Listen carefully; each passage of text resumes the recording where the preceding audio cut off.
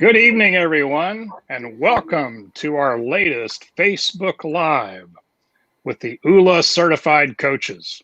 Tonight, we're going to be talking about the subject of field. In other words, your career. Do you work in your dream career? I know I get to, and I love it every day. And so we're going to hear from some of our different certified ULA life coaches, and they're going to be explaining to you how they got to be working in their dream career or survive the career that they chose for themselves. And they're going to tell you some stories tonight. And I'm sure by the end of this broadcast, you'll have an idea that you would like to work in your dream career as well. So let's get started. We're going to be hearing first from Miss Sharon Davenport. As a business owner, an entrepreneur, educator, and life coach, she is passionate about helping people find balance and achieve their dreams. Having spent the last 5 years heavily investing in her own personal growth, she is very excited to assist you tonight along your journey to your dream career. So Sharon, take it away. Well, first, I want to say thank you so much, Kevin, for inviting us to share our stories tonight. And I know that we all have amazing ULA stories to share. And I would not personally be where I am in my career if it weren't for all of the 7 F's of ULA, because without my ULA faith, then and the support of my ULA family, I would not be in the ULA field that I'm in. And then as I get the opportunity to work in the ULA field directly with ULA, which is such a gift and an honor, then I have developed new friendships and continuing to develop and cultivate new friendships, which is that another F of ULA. And then obviously, if I don't keep up with my ULA fitness, then my mind and my body don't operate as well. So I don't show up in my field as well. And then since I'm doing what I love and loving what I do and serving people at the highest level that I can show up and serve them daily, my ULA finance has been blessed as well. So, and of course, if I'm not having ULA fun, then what's it all for, right? So, how ULA has helped me to be where I am is that 5 years ago, literally, my husband and I were introduced to ULA, and it reignited that spark and that passion within us to start stepping out of our comfort zones in huge ways, to fail forward fast, and to continue to grow and to stretch ourselves and to learn so that we could actually be ready for when we were asked to step in and help ULA to serve people and talk with them about the life coaching opportunity that was available, and to help bring in new life coaches, which has been just a gift and an honor. And obviously, too, ULA helped us to set up through working on the 7 F's. It's helped us to set up a good routine to be set to walk into and operate the best in my field, in the career. So one of the biggest things that I started implementing years ago was a good solid morning routine. And with that morning routine, I see a couple other people shaking their heads. It's so vitally important. So I love to get up in the morning and do my walks, like I know Heather is phenomenal at. And I listen to Audible books. I'm a kind of a nerd, so I love to listen to personal growth and development on that. So you see, I've got some other nerds on here as well, too. They're shaking their heads.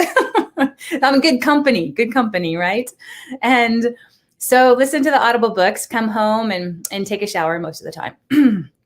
and then sit down and do my Bible, my devotional, and my gratitudes. And that's been a huge piece too, because Ula talks about gratitudes.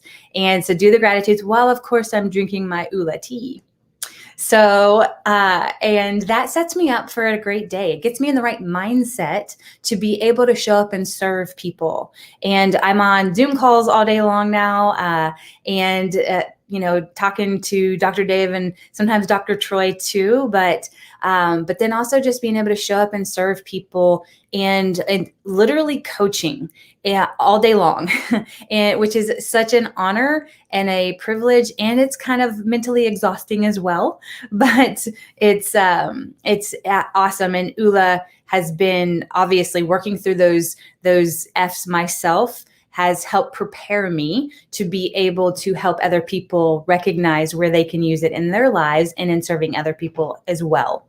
So, yes, taking daily action personally, and then also authentically and organically sharing that on different social media platforms actually had people starting to come into me and talk with me about it. And that kind of grew things to where it is today. And so, yes, we are in an incredible place.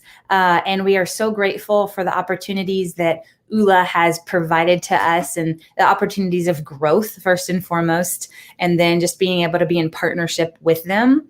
It's just been an incredible journey. And, in being fully surrendered to what we're called to do is one of the best places to be. And it's very fulfilling to be in service to other people. So I'm just really grateful to Ula for all of these opportunities, all this opportunity. And I can't wait to hear other people's Ula stories and how they're using Ula in their fields. So thank you. Oh, wow. Thank you, Sharon. Thank you for sharing that. It's an awesome opportunity that you have to get to be there on the phone lines with people every day as they're searching for what do they really want to do to have a purpose-filled career and also a purpose-filled life.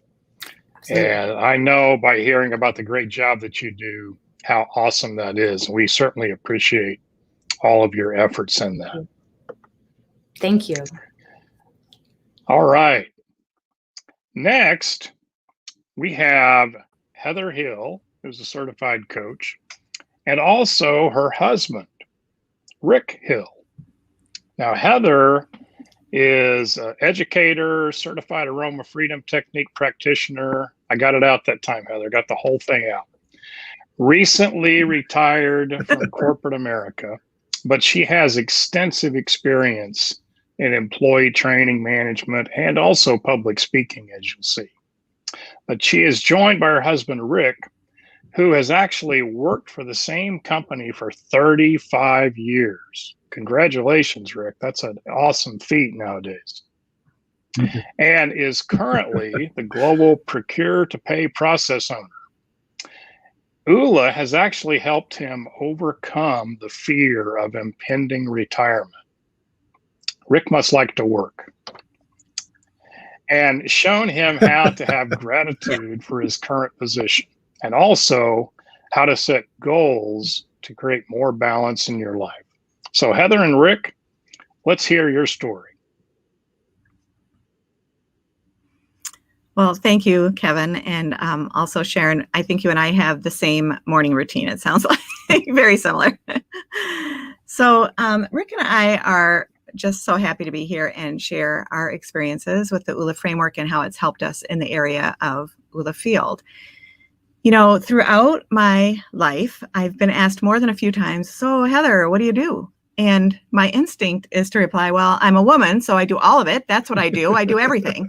But I have manners, so I usually just answer with whatever my current occupation or job was.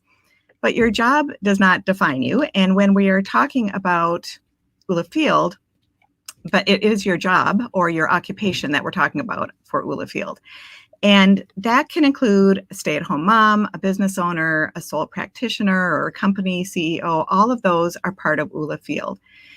And over the years, as I've gotten a little bit older and grayer and wiser, right, And also having gone through the ULA framework, I've really come to realize that the real question should be, why do you do what you do? Not what do you do, but why do you do it? When I was in high school, and in high school, that's when you figure out what you're going to do when you go to college and what you're going to be when you grow up.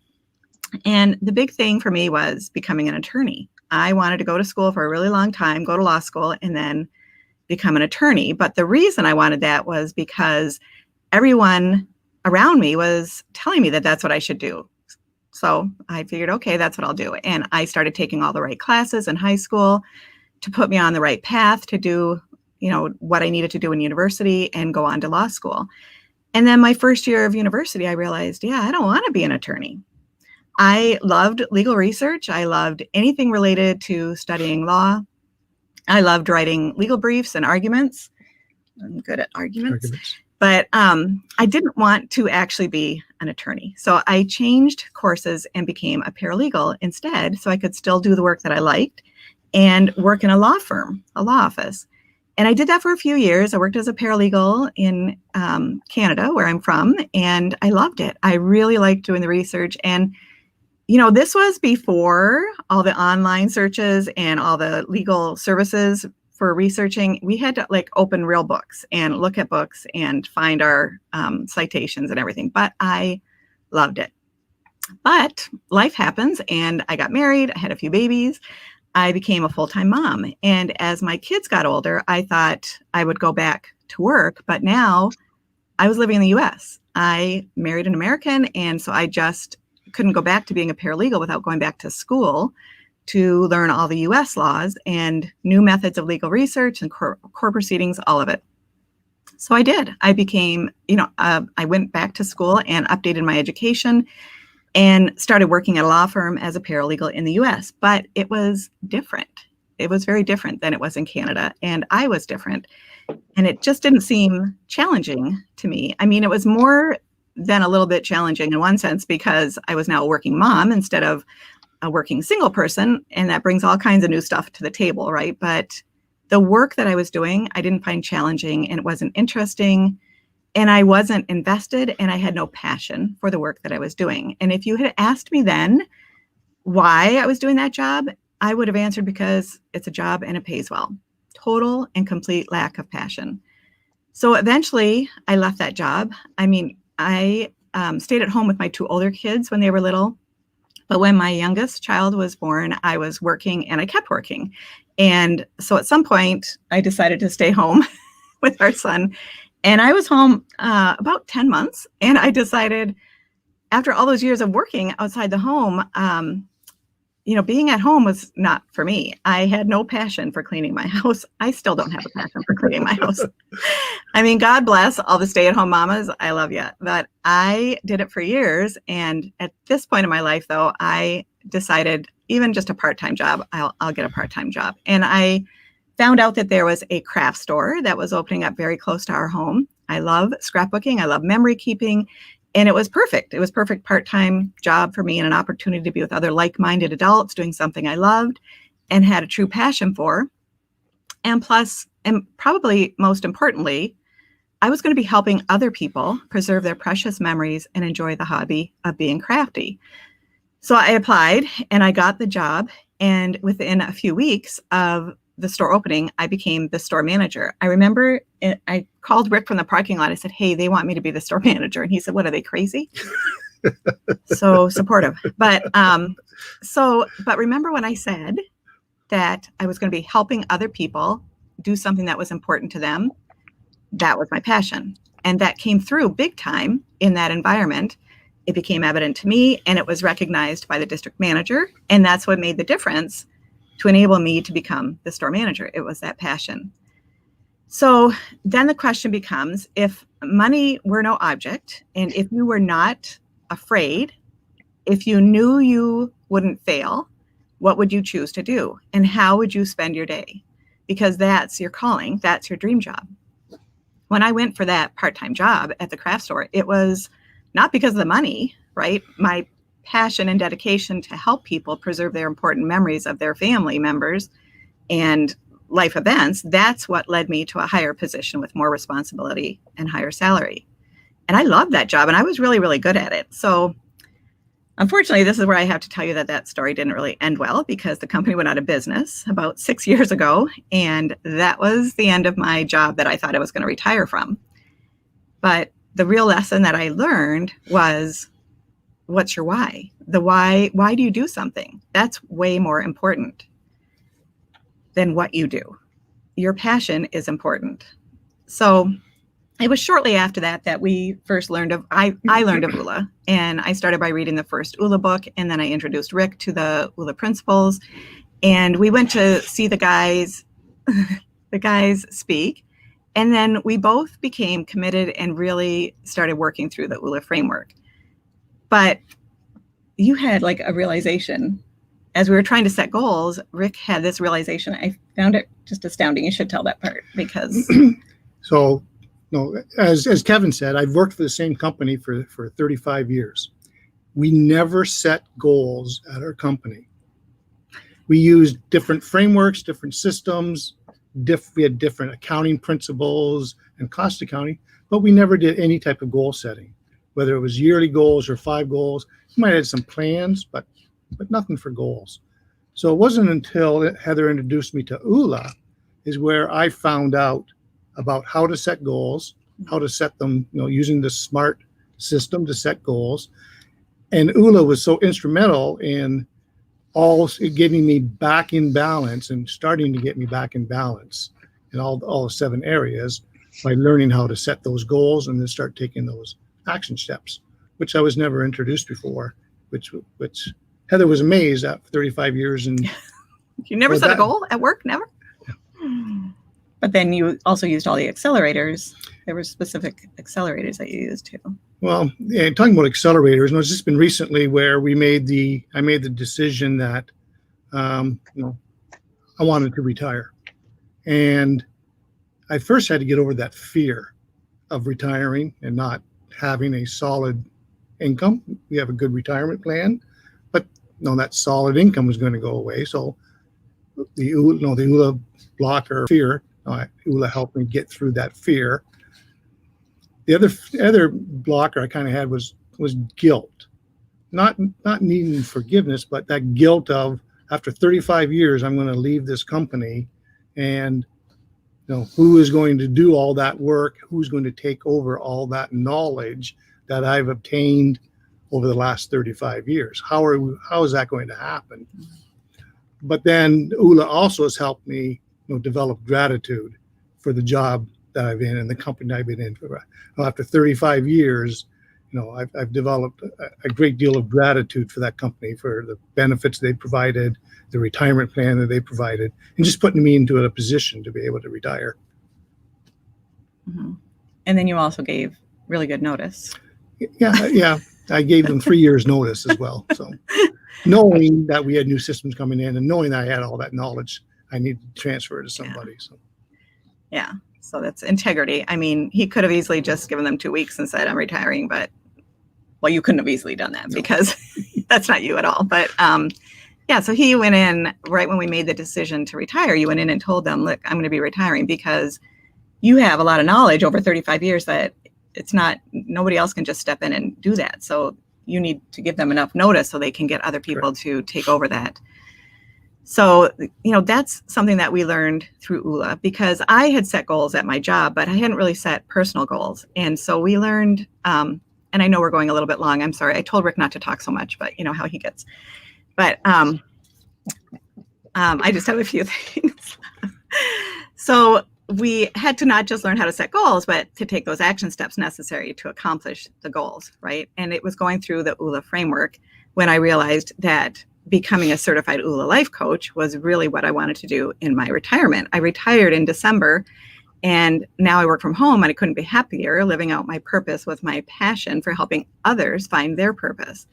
So here are just a few things to remember when you're looking for your dream job. And then I'm going to wrap this up, I promise. But ask yourself that question. Like, if money were no object, and if you were not afraid, if you knew you wouldn't fail, what would you choose to do, and how would you spend your time? How would you spend your day? Define your calling. Defining your calling and your dream job, then you have to make a plan and then take the action steps necessary to get to that job, your true ULA field. Listen to your heart and follow your dreams. It really, really, really is okay to leave a job you don't like to pursue a life of purpose. If you can't love your job, if it's not contributing to your having your ULA life, maybe it's time to start making a plan to leave. And then you want to stay relevant. If your skills are outdated, upgrade and take some classes. Find new ways to become someone who that dream job person wants to hire. And then finally, of course, always, as Sharon said, seek to serve. Always be of service in your field. Remember that it really isn't about you. It's about what you can do for someone else. Like, how can you put in a good day's work? How can you go that extra mile? How can you keep an attitude of service while making the community around you better? As Rick said, he has put in 35 years for his company, and he wants to make sure that when he retires, it'll be a smooth transition for them and for whoever takes over his duties because of the accelerator integrity and the fact that he has a servant heart. It's one of the top 4 things I like about him. But that is how your passion and purpose will come through in your true ULA field. That's awesome. Thank you so much, Heather and Rick. And the fact that you have 4 things that she likes about you after all these years. Oh my goodness. That's awesome. Things. Yeah. Thank goodness for that. I hope you didn't have to get on this broadcast to find that out. She told you that before. Exactly. She'll tell me sometime. Once in a while. No, thank you, especially Rick, for offering us a perspective of somebody that's not necessarily a coach, but just who has experienced the ULA principles. And everybody can use those same principles and framework to really improve their lives, their career, their family lives, etc. So thank you for that perspective. Yeah. Next tonight, we're going to hear from Cindy DeMint. Now, she was a stay-at-home mom for 18 years, and then she went back to the workplace. She knows what it's like to reinvent herself and has a passion for helping women, especially, navigate the changes that come in life after reaching 40. In her last career as a customer service manager, Cindy enjoyed encouraging her staff to live their best lives by dreaming big, setting goals, and staying accountable. And so we're going to hear from Cindy now. Take it away, Cindy. Hey, Kevin, thank you so much. And everyone, I'm so honored to be here tonight and to be able to speak with y'all. I am truly living my life purpose. If I start crying, think nothing of it. I'm not an emotional person. My emotions are usually, my sweet husband's just over there. By the way, if y'all saw all that going on, lights going on and off, I had to move rooms, and bless his heart, he was in here getting the lighting right. He said, "You're too dark. I can't see you on the screen." So he's my helper in the background, Heather and Rick. He's helping in the background with me. But God had blessed me all my life with the gift of encouragement. And even though I had that gift of encouragement and I had operated in all my life, I had no idea what it was like to have a life purpose. I didn't know what my life purpose was. Didn't know what a purposeful life was at all. I thought I was a stay-at-home mom. I was a homeschool mom. I was a Sunday school teacher. I thought that was my purpose. And yes, it was, but there was so much more. God had so much more for me. So about 12 years ago, 13 years ago, I went back to work. And 11 years ago, I found myself in the HR department at a major telecom. I was working in the training department, loved what I did. I was not a trainer, though. I didn't have a college degree. But I helped set up training. I helped with the people that were attending training. I did everything but actually train. And my manager told me, she says, "No, you can't train. You don't have a college degree. Go back to school." And I'm like, dang, I've taught, oh, excuse me.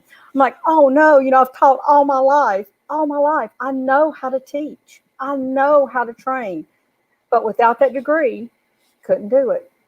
So I said, okay, I stayed in that department for a little bit. I just developed or learned personal development at this time. Oh, wow. When I learned personal development, that was it. I was sold. I was so excited about it. I started realizing what my purpose was. And my purpose was to help others discover their purpose.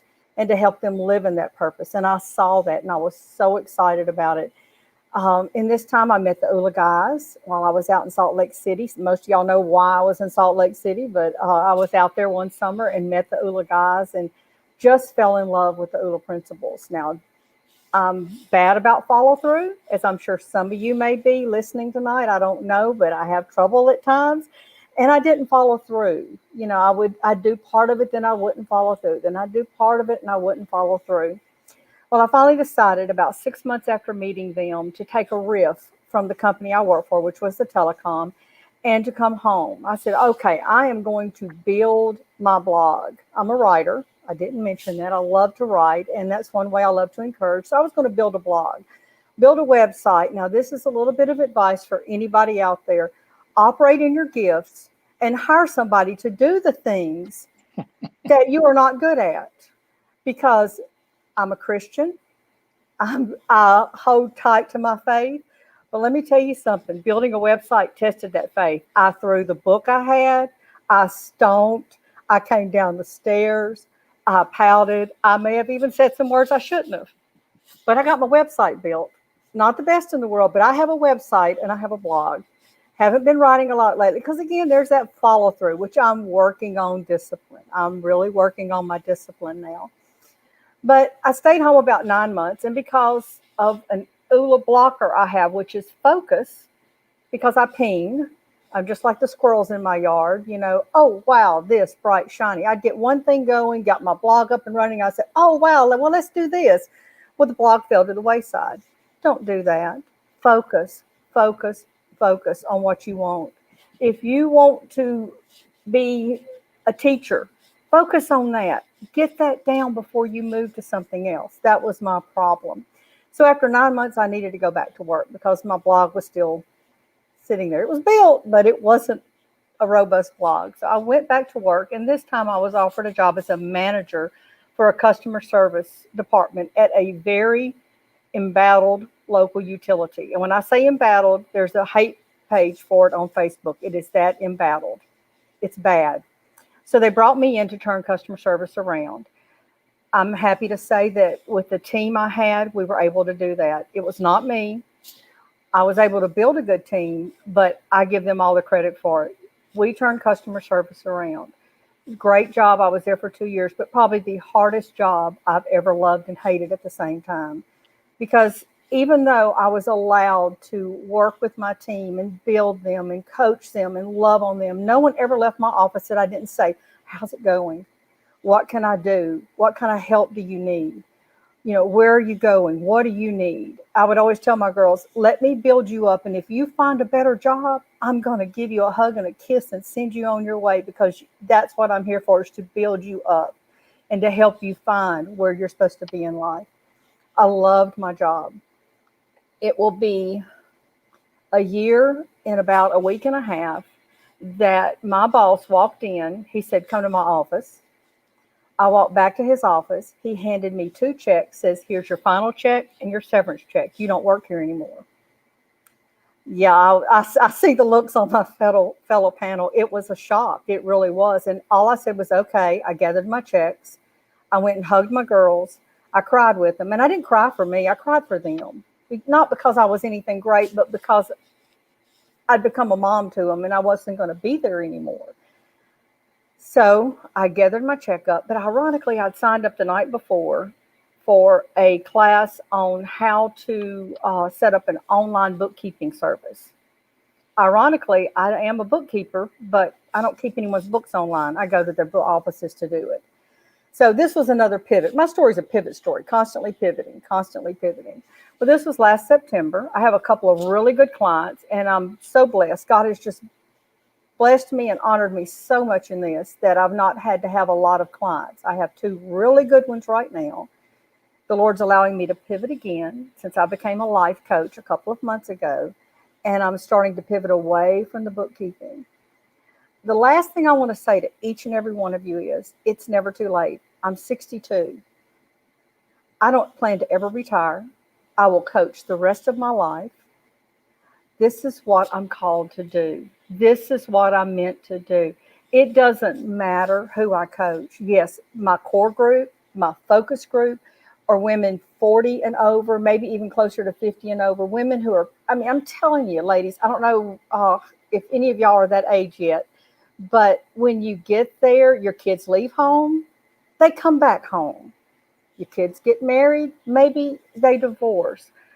Your marriage may change, your career may change, and you have to know how to pivot when these things happen. You have to know how to say, okay, God, I got this. Like when I lost my job, I literally had someone call me that evening and say, you sound 10 years younger. That was 8 hours after losing my job. But I worked 10 and 12-hour days and drove 1 hour one way just to get to work. So, yeah, the Lord had taken a load off of me that day, and I'm so happy for it. My husband's happy for it. It's been wonderful. Be ready. This is a time when everyone's having to pivot, when everything is coming up, and your rug is getting pulled out from under you. And I understand that. I had a very well-paying job, and next thing I know, I don't have anything. But you know what? I had the Lord. I had my husband. I believe the Lord led me to sign up for that class the night before. I got bookkeeping clients. Nothing's gone unpaid. Nothing's gone not taken care of. We've been good. And you know what? My husband retired this year. We're doing great. We're doing great. And I challenge you tonight to be ready for those pivots. Like Heather said, have your skills updated. You know, if there's something you're interested in, take a class. Be ready. Be ready for it. Thank you, Kevin. Thank you, Cindy. I can tell just by your story that you found purpose in every job you ever did. But I am so happy to hear that you finally found your dream career. Yes. And you're so purpose-filled and you're enthralled in doing it. So we're happy to have you here with us. Thank you. It's my privilege. Thank you. Excellent. All right. Our next coach is Debbie Roth. She's got 22 years of industry experience. She started when she was 2 years old, evidently, leading teams, building constructive cultures, and coaching leaders and employees to be the very best version of themselves.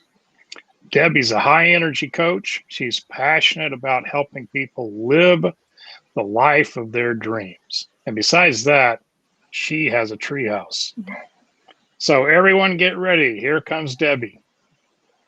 Kevin, thank you so much. It's great to be on this panel with all these other amazing coaches. I've always been a driven, high-achieving person. I'm a PhD scientist working in industry. I lead a team of experts. I absolutely love helping my team. About 10 years ago, I sat in a training session that was all about finding your purpose.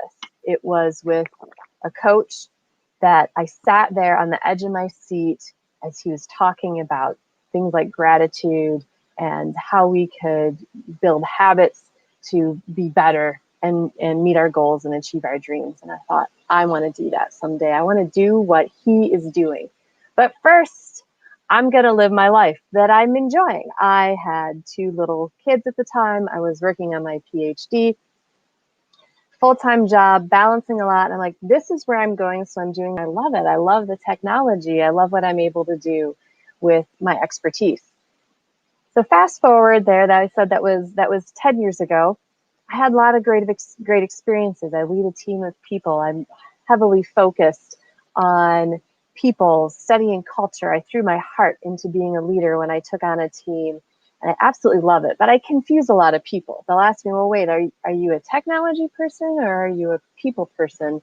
They wanted to put me in one of those buckets, and I hated it. And I'm like, well, can I do both? And so back in the end of 2019, I had a friend who introduced me to ULA and bought me the ULA book. We went through ULA together because life was overwhelming. I was balancing a lot of different things, sometimes poorly, and there were goals that I had been working on for years and wasn't able to achieve. So we sat down every week, we went through the ULA book. And when I got to the section of field, it was interesting because I liked what I do, and I actually have all my numbers that I put in my assessment in here, and they were really good. They were high, and it wasn't really a surprise to me, but because they were good, it didn't drive me to make any changes. If you're a fan of Jim Collins' Good to Great, good is the enemy of great, because where's the push to change if it's good? It's when you hit rock bottom. It's when you're miserable that you're like, I have to do something, when you get that healthy degree of disgust. And that wasn't happening. So it was good. I was liking what I was doing. Why change? In science, we talk about that as a metastable state. It's not the absolute ground state minimum, but it is a potential energy well. And you need to be pushed out of that well to achieve your ideal state. And that's essentially where I was. Fast forward, the pandemic hit a few months later, and now all of this people interaction that I thrive on and I love is different. It's through this kind of interface, and my team needs me, and I'm still connected with them, and I care a lot about them, but I was missing something. And that's when, this is my push for coaching. Coaches are great. I reconnected with a coach that I had been interacting with years prior. She really challenged me. She's like, well, you've never really failed at anything. You have all these successes in your career. You set a goal and you achieve it, and you keep going, and that's great, but are you really taking the big risks? And so thinking about that and reflecting on it, I started to do some research on life coaching, and that's when I got dialed into the ULA Facebook page, and I attended my first live event, and they're like, I was just lit on fire. I'm like, this is what I want to do. And I messaged, I'm ready. I want to do this. And this was in May of this year. And I started the ULA framework. Within 4 days, I had filled out the paperwork and launched my coaching business, Winspire. I'm like, I knew this is what I have to do. This is who I am. It's what I'm created to be. So I had that done before I'd finished my ULA certification. And I had made the ULA certification I got done really fast because I just ate it up. I loved it. And I had my note card, and every day that number one thing was ULA certification. So every minute I had, I would go after that. Yes, the note card, exactly, Kevin. That was my orange. That was my big thing to focus on. And so what I've learned from this is, I don't regret my journey 10 years through this meandering path to get where I am today, because all of those experiences have given me wisdom that I can talk about. They make me a better coach for other people. Sometimes you just look, I'm just going to go live my life, and I will find what I'm supposed to be. And so what I love about what I'm doing today, so I'm still in my day job. I still love that a lot. I'm working longer and harder than I ever have, and I have a high energy. It is after 8 o'clock in Eastern time zone. I am an early to bed, early riser person, and I'm just lit up. I just love doing this. So instead of focusing on being what you need to be successful in your career, focus on being who you really are, and then finding the career that allows you to be who you are, because that is how you can light up the universe. That is awesome, Debbie. Thank you for sharing that. I love that focus on being who you are, not what you are. That is great. Great information. Thank you so much for being with us tonight and sharing all that great information. All right, our next coach is Tina Gehring. Tina is a U.S. Army veteran. She's been a career military spouse, lifelong learner, K through 12 educator, and also a corporate trainer. And that's not all. She's a real estate agent, entrepreneur, and she's a mom to 9 amazing young adults. That is incredible. She has celebrated multiple achievements and survived many life experiences. I can tell with that record of all those positions you've held, Tina, that you could educate all of us tonight, and I would like you to do so right now. Take it away. Well, thank you. I loved hearing everybody's stories, and both Cindy and Debbie, you guys, I think we're from the same plane as we're talking here, and I love that it comes from that place. I'm going to tell a little bit about my background, and it starts with a place where I was so frustrated with my career that I literally lifted my hands up to God and I said, I give up. You figure out what my next job is. And that was 2005. Field has always been an area of my life that I so strongly identify with, right? That it was just so important to me to have that job behind me. And I didn't know that that was a turning point in my career. You see, in 1990, I graduated from an Ivy League college with a business degree. And then I spent years moving around with a husband in the military and reinventing myself. Every time we moved, there was a different market, a different set of things going on. I had to have a different career. And then I had 3 children. I birthed them. And there was just always that change. How do you manage life adjusting with those changes on a constant basis? I'd always been born an entrepreneur, and so everything was an opportunity to me, but I didn't have a path like I expected it to be. It was more like this wandering trail, and it didn't make sense to other people, especially on paper. Ironically, I was at a point where I had finally started a business, and it was perfect for me, and it was making money. I felt like I was doing what I was supposed to be doing, and then we got orders to move. And it was the first time I did not want to go. And so in that midst of resistance, I looked at my resume and I literally cried. There was no rhyme or reason to anything I'd done over the years. It was all this variety of technology and training and teaching, all these random industries. And I gave up, but I gave control to the big boss.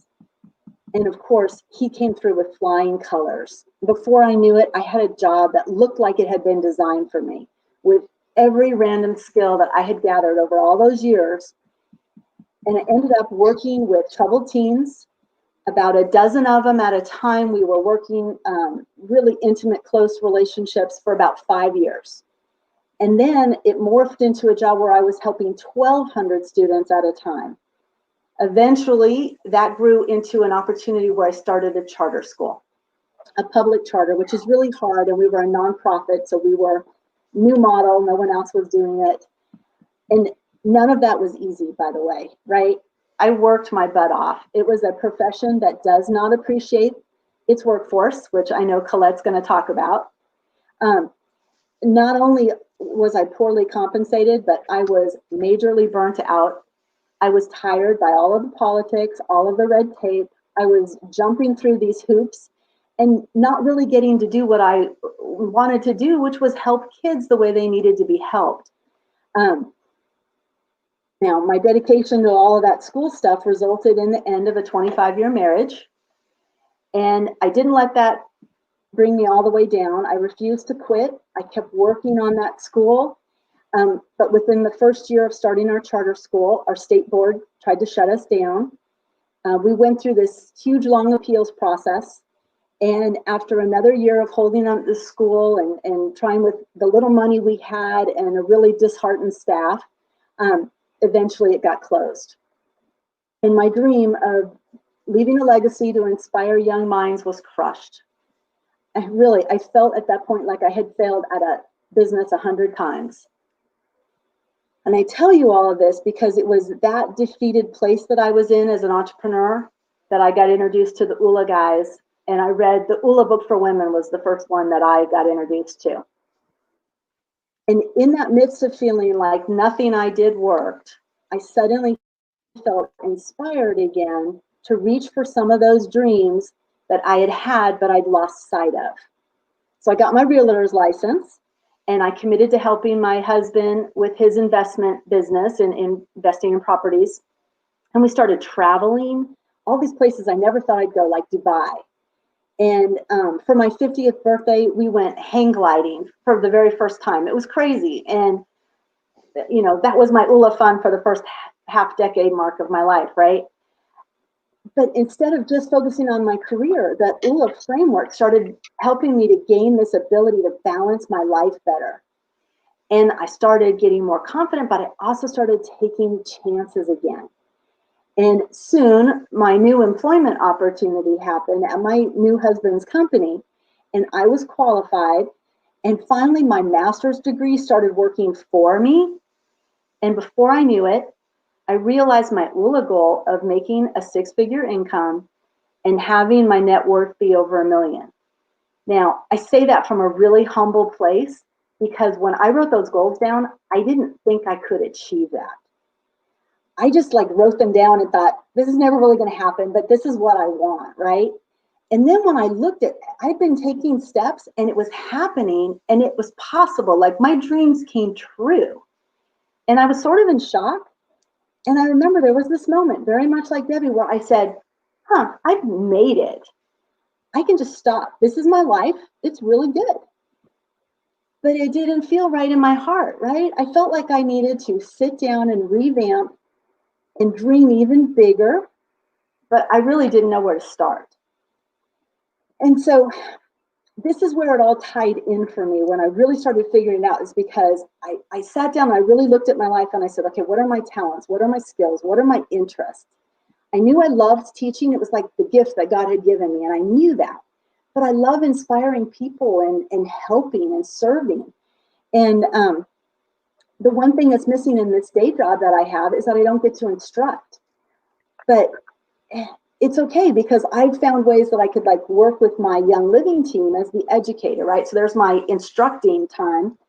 And as you might have guessed, I started teaching about the ULA infused kit and the ULA oils and the ULA planner. And I got super hyped up. I was doing workshops and classes and building stuff, because back then it didn't really exist. You just found it on the internet. But I didn't have any internet skills, no social media. I didn't have a brand, absolutely no idea of what I was doing.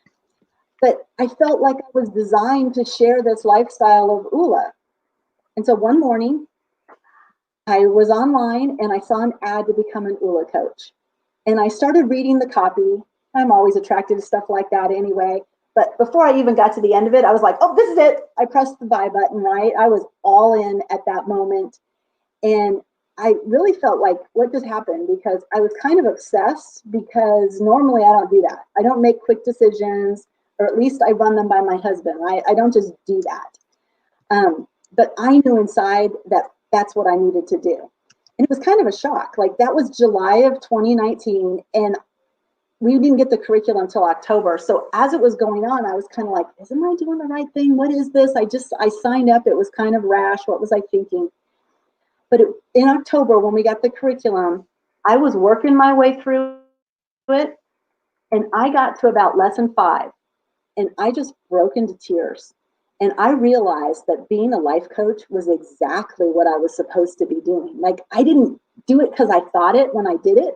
I realized, oh, and that's when it hit me, that all of those life experiences together pointed to me to being in this exact place, which totally reminded me of the time I lifted my hands up to God and gave Him control of my career path. And I never imagined that 15 years later, I'd be sitting on a panel with so many people that I love and respect for the work that they do. And that's the same work that I do. It reminds me that I'm here to help people believe that they're designed by God for greatness and a purpose. And the really cool part, the best part by far to me, is that when I lifted my hands up in prayer to God, I said to Him, my only caveat in the job that He picked for me, right, was that He would allow me to be the answer to prayer for other people. And so when I talk to people about ULA Field, I always say, well, it's your career, but it's outstanding if that's also what you're passionate about. And so I just feel so blessed that I get to be a life coach where my field is my passion. And that is mine. Wow, that's an awesome story. Thank you very much, Tina. What an incredible journey you have had to get to your ULA dreams. And the fact that you wrote it down is one of the most important things that you did to get your goals, right? Exactly. This stuff is powerful. Oh, yeah. No doubt about it. Thank you so much for sharing with us. Thank you. Our final speaker tonight is Colette Smith-Pickard. She has worked as an elementary school teacher for almost 20 years, and she's almost a wellness educator. She is a wellness educator. And tonight, she is going to tell us about some of the struggles that she as a teacher is having in the current situation, and that there is definitely hope for parents and teachers, and she's got some answers for you. So take it away, Colette. Well, thank you. Again, Kevin, I appreciate the invite for tonight. This is awesome to be on here. And Tina, you were perfect to go right before me because you kind of rolled it all up, and it's going to lead right in perfectly to where I'm going to talk to you guys all about this evening. So when I was first asked to do this, I thought, you know, kind of like Heather said, where you do so many different things, you don't know which one is truly what it is that you do. You know, I'm a wife, I'm a mom, I'm a teacher, I teach about oils, I teach about ULA. Which one is my career? Well, thankfully, because I am a teacher, I teach. I mean, that is definitely my core of what I do. And you know, I always knew I was going to be a wife and a mother. That, I think, just kind of rolled into part of being more of a passion of mine rather than a career. Teaching is definitely what pays my bills, kind of.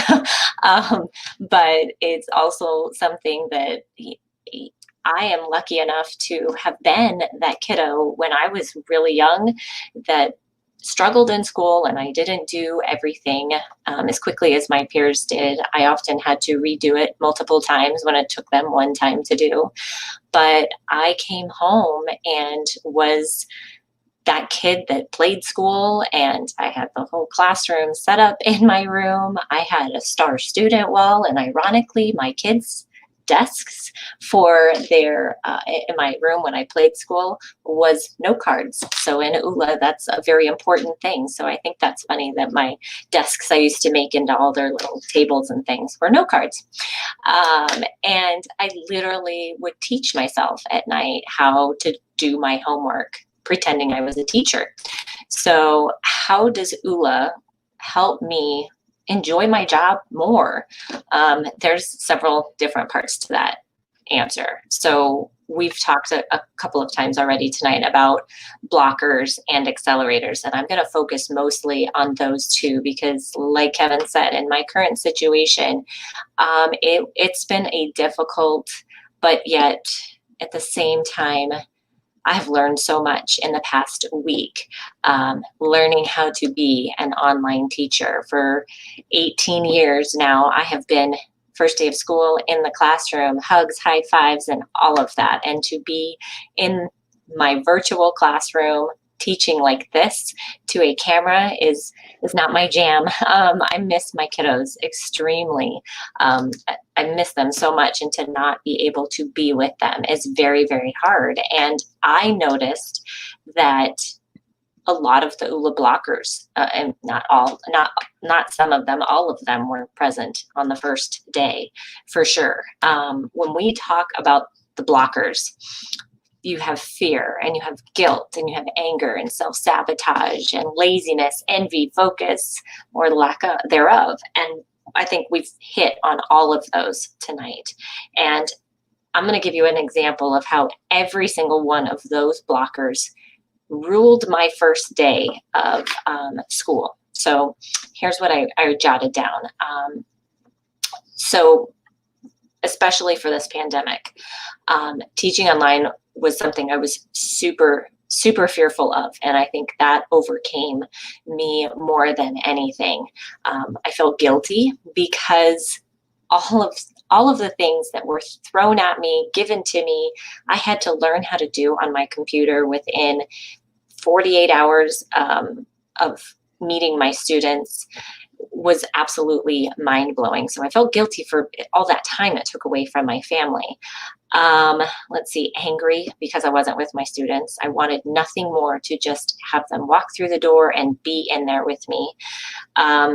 I showed some envy because there's always people you're comparing yourself to and people that you think, oh man, they're doing so much better than I am. Maybe I should try that. Maybe I should do that. And it's so hard to just, you do your own thing, you be you, right?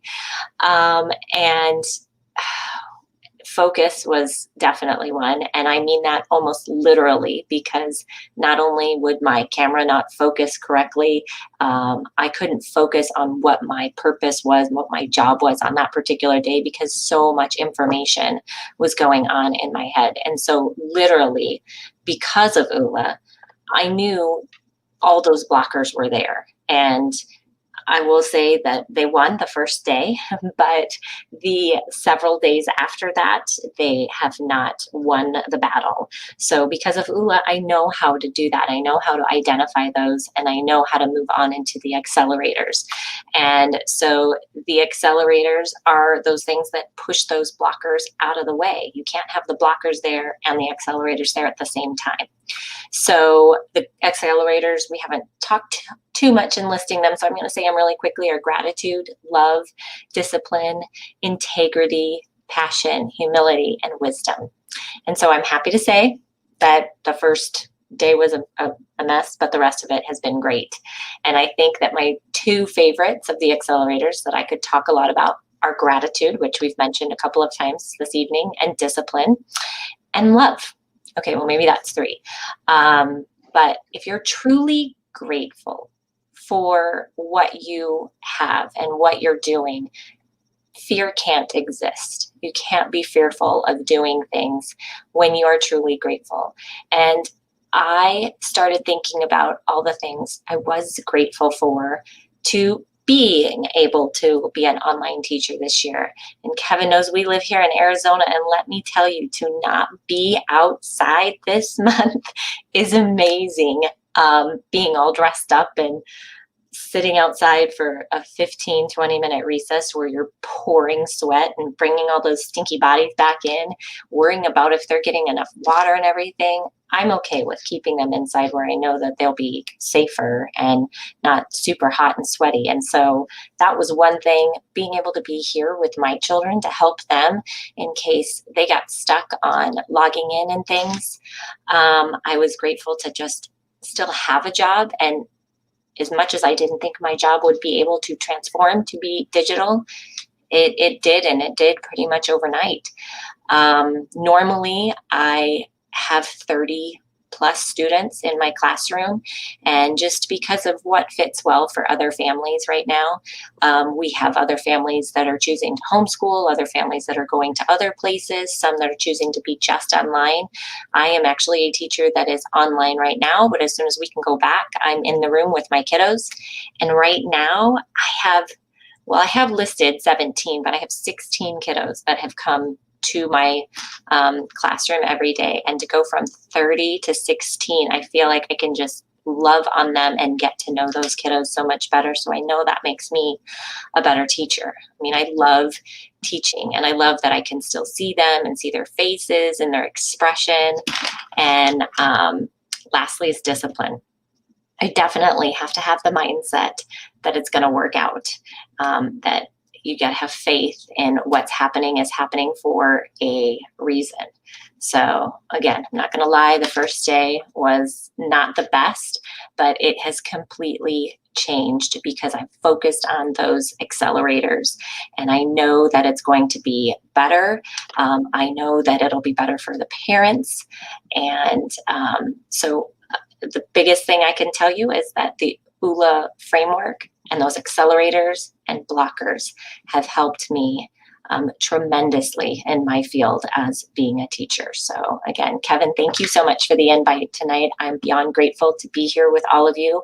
You all did an amazing job, and I could touch on all of you, but I know we're running out of time tonight. So thank you so much, Kevin. Thank you, Colette. Thank you for sharing with us. That is a story that's touching a lot of people tonight, I'm sure, as parents and teachers are struggling. I know that we've heard some stories from other teachers that we know, and they're echoing those things that you're saying. Yeah. So for you to be able to find gratitude by the second day is amazing, and that's a testament to the training you've had as a certified ULA life coach, I'm sure. So in closing tonight, all of us are certified ULA life coaches, except for Rick, as we've already mentioned. But Rick is practicing those same principles. And even my wife, Darla, whom everybody knows because she's so famous, is an ULA life coach. But maybe some of you aren't. And maybe you are looking for a dream career. You've always been looking, but you didn't know what you were going to do, just like Tina said. And I can personally tell you, and I'm sure all the other coaches would also echo this, when you are able to sit with someone and guide them through this framework, it's all laid out for you. And you're just guiding them through these principles that have helped us, like having a list every day of things that you're going to do, and setting goals and having dreams. When you can do that with someone else, and all of a sudden you see the light bulb go off over their head and the lights in their eyes just brighten and the smile comes onto their face, that is an amazing feeling. That you know in your heart that you are helping somebody else. So if any of you out there are looking for something to pivot to with these uncertain times that we're in, job loss, unfortunately, has become the norm. And if you're looking for something, ULA coaching might be for you. We're looking for people that are not perfect, they're imperfectly perfect. And we're really looking for people that have a heart for helping other people, a desire to work hard and do work that matters, has a purpose. And most of all, a willingness to grow personally as well as professionally as you work on your new career. So I'll leave a link in the video that you can click on and find out more about ULA Life Coaching. And I'll also leave a link to the current directory of coaches across the nation and across the world. If you would like to look up a coach and possibly go through the 10-week course that we offer, and you can turn your life around just like all of us did. So with that, I'll sign off. We hope all of you have a great evening. Have a great day tomorrow. Have gratitude and go get your ULA life. Goodbye, everybody.